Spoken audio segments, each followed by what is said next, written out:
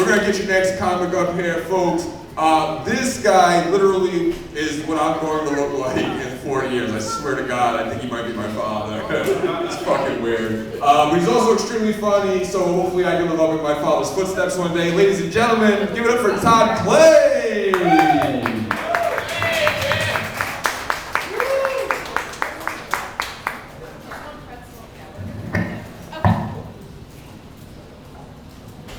How's everybody doing tonight? Good? All right, what's that like? Good. Guys, a little about myself. My wife and I are about to celebrate our 4th year anniversary. Yep, we'll see. Yeah, my wife brought a little Chihuahua dog into the marriage. Nice little Chihuahua dog, you know. I like the dog. The dog's awesome. My wife likes to put little sweaters and jackets on the dog. I think that's how I walk. I'm going to mistake me for being single. You know? It's really difficult to look manly when you're walking a Chihuahua dog down the street with a T-shirt on that says "Daddy's a good boy." My wife wanted to take a trip to Europe last summer. We couldn't afford it, so I just took my wife on the tour of Italy and Olive Garden. Italy's delicious, guys. Free breadsticks and soup for everybody. It's nice.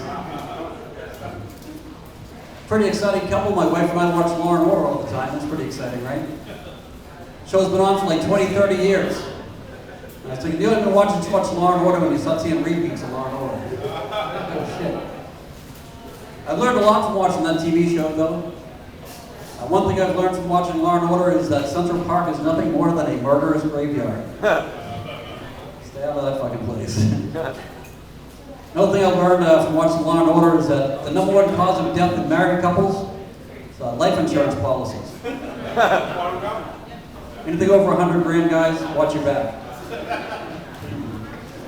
So yeah, I have a little trouble with cash, ladies and gentlemen. I don't know if you can tell, but I knew I was having trouble the other day with money. I found myself wandering through the dollar store, wishing I had layaway. Like someday. Yeah, I don't have a lot of money, it's kind of tough. A lot of my friends are buying new expensive things like new cars and stuff. When they buy these cars, they have like a criteria like looks and gas mileage. I was thinking my current fiscal situation, current criteria I would have for buying a new car is whether or not I could live in it at some point. I don't know if you've ever lived in your car, guys, but it's actually not too bad. It's like a studio apartment on wheels, you know? Drive up to Wendy's and get your dinner. I want to see you guys do that in your fancy 1-bedroom. Ain't happening, guys, you know? So, yeah, not having a lot of cash is a bummer. Trying to help out with the water bill now in my apartment. Trying to help out with by doing all my crying in the shower. I went and bought that No More Tears shampoo. My water bill went back up $50. Shit. I had a good thing happen though. I lost 27 pounds last couple of months. That's good, thank you. Thank you. I'm on the poverty diet. Almost down to my elementary school weight. Almost reached my goal, 3rd grade. Really hungry, but I think I look pretty good in these jeans though, right? A good thing happened though. I got a new job. That's pretty cool. Thank you. I'm a temp at a printing company. So I stand at the machine for 8 hours a day, just putting labels on printing blankets. 8 hours a day, just putting labels on printing blankets. And there used to be a machine that did my job, but killed itself. Had to hire a temp. I'm not going to kill myself, I need the money, so they figured that out. It's what we're thinking, right? So yeah, my boss came down the other day. He told me, I want you to clean up this warehouse, get rid of some of these little tools. I thought to myself, yeah, maybe we can start with public management. I didn't tell him that. I like my job. So. That job's pretty cool though. They send me on deliveries once in a while. On a delivery the other day, you might see, I drove by the sign, you might see him in the front yard of people's houses, drive like your children live here. Yeah, so I drove up in the front lawn and started doing donuts, like, my finger out the window. Because I don't have any kids. Yay! I was on my couch last night, ladies and gentlemen. I realized I've been smoking marijuana for 35 years. Thank you. Yeah, it's good to have goals, right? I was thinking if I had all that money, Bill, I've been spending all those 35 years on all that marijuana you hit me right now tonight, I could probably buy a really big bag of weed. Fucking huge bag of weed. My doctor told me he wanted me to stop. I told my doctor actually. I told my doctor I smoked marijuana to help with my depression. He told me I shouldn't be doing drugs. Then he wrote me a prescription for Xanax. I was like, all right, Xanax and weed. This guy's a keeper. Keeping this guy around. I had an anniversary a couple months ago. It was my 60th anniversary being a heart attack survivor. January.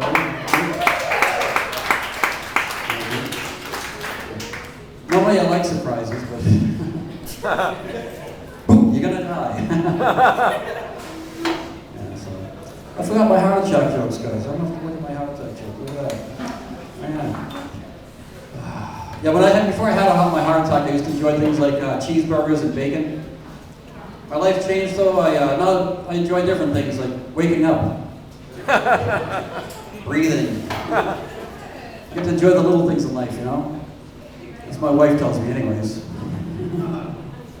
Oh yeah. Guys, I had a birthday. I turned 52 years old, New Year's Eve. Yep, so now I match the amount of times I have to take a leak a day, so that's good. All right. You'll see.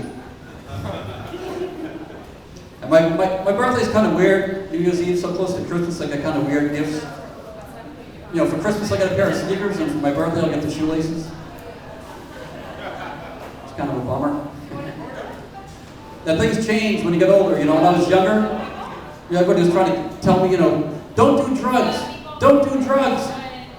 Now I'm over 50, everybody's like, try these drugs. Try these drugs. Like back then, the side effects were like, if you smoke marijuana, you're gonna be really stupid.